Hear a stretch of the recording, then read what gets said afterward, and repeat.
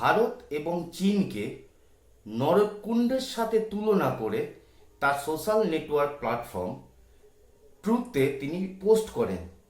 তিনি হচ্ছেন বিশ্বের সবচেয়ে পাগলেটম রাজা ডোনাল্ড ট্রাম্প। তার এই পোস্টের চরম বিরোধিতা করা হয়েছে ভারতের পক্ষ থেকে এবং ইরানের পক্ষ থেকেও কড়া প্রতিক্রিয়া জানানো হয়েছে। নমস্কার, আপনারা দেখছেন এন বাংলা সংবাদ। ইরান এবং আমেরিকার যুদ্ধে ক্রমাগত চারিদিক থেকে নিজের দেশের পাবলিকের কাছে কোণঠাসা হয়ে পড়েছে বিশ্বের সবচেয়ে শক্তিশালী দেশের প্রেসিডেন্ট ডোনাল্ড ট্রাম্প। এবং এই যুদ্ধের অবস্থাতে আমেরিকার যে পরিমাণে আর্থিক ক্ষতি হয়েছে, সেইখান থেকে লোকটি সম্পূর্ণরূপে খ্যাপাটে হয়ে উঠেছে। 80 ছুঁই ছুঁই এই প্রেসিডেন্টের মাথাটি বোধহয় সম্ভাব্য খারাপ হয়ে গেছে। সেই কারণের জন্যই তিনি চীন এবং ভারতকে তিনি নরককুণ্ড বা হেল হোল হিসাবে তার সোশ্যাল নেটওয়ার্ক প্ল্যাটফর্মে পোস্ট করেছেন এবং তিনি জানিয়েছেন যে এই দুটি দেশ সে জনগণ চরম দারিদ্র সীমার নিচে বসবাস করে এবং এই দেশে কোনো স্বাস্থ্যকর অবস্থা নেই। দারিদ্র সীমার চরম থেকে চরমতম পৌঁছে গেছে এই দেশে। অতএব এই দেশটি নরককুণ্ডের সমান পরিণত হয়েছে। এই পোস্টটির বিপক্ষে ভারতের পক্ষ থেকেও অবশ্য কড়া জবাব জানানো হয়েছে ভারতের বিদেশ মন্ত্রকের তরফ থেকে। ভারতের সমর্থনে আবার উঠে এসেছে ইরান। হায়দ্রাবাদে অবস্থিত ভারতে ইরানি দূতাবাসের পক্ষ থেকে একটি পোস্ট করা হয়েছে। সেই পোস্টে তিনি আমেরিকার প্রেসিডেন্টকে জানিয়েছেন যে আপনি একবার ভারতে আসুন এবং ভারতে এসে ঘুরে যান, তারপরে আপনি জানবেন ভারত এবং চীন বিশ্বের সবচেয়ে প্রাচীন দুটি সভ্যতার দেশ।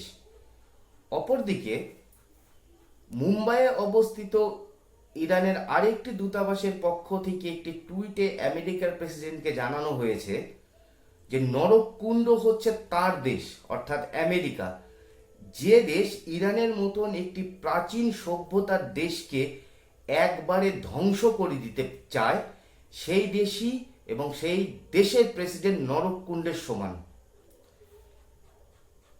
এমনও তো পরিস্থিতিতে আমি কেন আপনাদের ভিডিওর প্রথমে খ্যাপাটে এবং পাগলা রাজা বললাম, আপনারা তো বুঝতেই পেরেছেন। গোটা বিশ্বের সবচেয়ে শক্তিশালী দেশ আমেরিকা, সেই দেশের প্রেসিডেন্ট উনি। তার মানে কলমে তিনি গোটা বিশ্বের রাজা।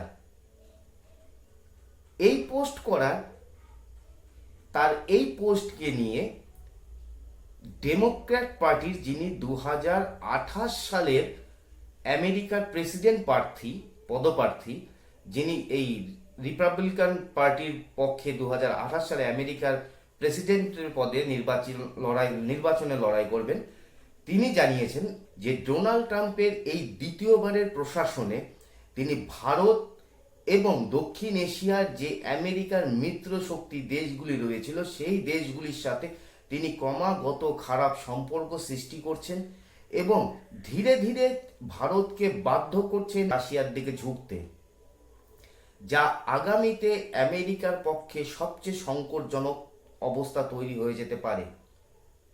দেখুন, ডোনাল্ড ট্রাম্প নিজে পরিষ্কার এবং খুব ভালোভাবে জেনে গেছে যে তার গ্রহণযোগ্যতা বা তার যে পপুলারিটি যেটা ছিল আমেরিকার জনগণের মধ্যে, সেইটা এই ইরান যুদ্ধে এসে তার পপুলারিটি একদম প্রায় তলানিতে ঠেকে গেছে।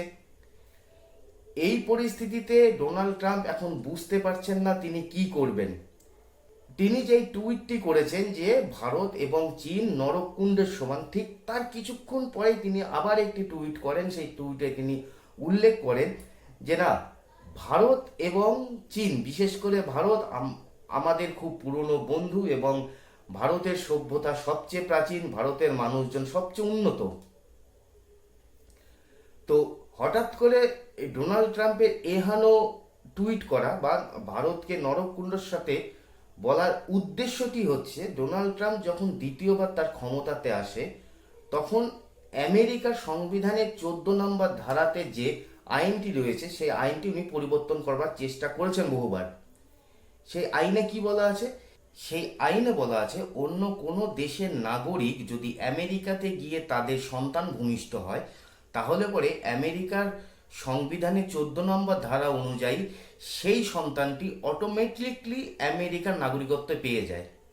ডোনাল্ড ট্রাম্পের বক্তব্য এখানেই যে তার দেশে এসে সেই সমস্ত নাগরিকরা যারা আমেরিকাতে আসছে শুধুমাত্র সন্তান প্রসব করবার জন্য এবং একটি ভালো ভবিষ্যৎ পাবার জন্য, যেহেতু আমেরিকার নিয়ম অনুযায়ী সেই দেশে ভূমিষ্ঠ হওয়া সন্তান অটোমেটিকলি আমেরিকার নাগরিকত্ব পেয়ে যাচ্ছে, তার বলে তার বাবা এবং মা পরবর্তী সময়ে আমেরিকার নাগরিকত্ব পেয়ে যায় এবং ধীরে ধীরে এই সকল ব্যক্তিরা আমেরিকার উপর তাদের আধিপত্য বিস্তার করছে এবং আমেরিকার যে সিলিকন ভ্যালি রয়েছে, অর্থাৎ আমেরিকার যে আইটি সেক্টর রয়েছে, সেই আইটি সেক্টরের উপর বিভিন্ন দেশের নাগরিকরা তাদের কবজা জমিয়ে নিয়েছে, যেখানে আমেরিকার যারা মূল নিবাসী তারাই বঞ্চিত হচ্ছে এবং আমেরিকার মূল নিবাসীদের সাথে এই বাইরের দেশ থেকে আগত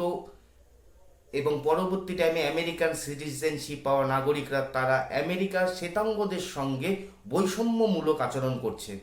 ডোনাল্ড ট্রাম্প এও মন্তব্য করেছেন যে তাদের দেশকে যতটা ক্ষতিগ্রস্ত ক্রিমিনাল গ্যাংয়ের পক্ষ থেকে করা হয়নি, তার থেকে বেশি ক্ষতিগ্রস্ত করছে এই ল্যাপটপধারী ক্রিমিনালরা, অর্থাৎ বাহির থেকে আগত যে নাগরিকরা আমেরিকার নাগরিকত্ব পেয়েছে।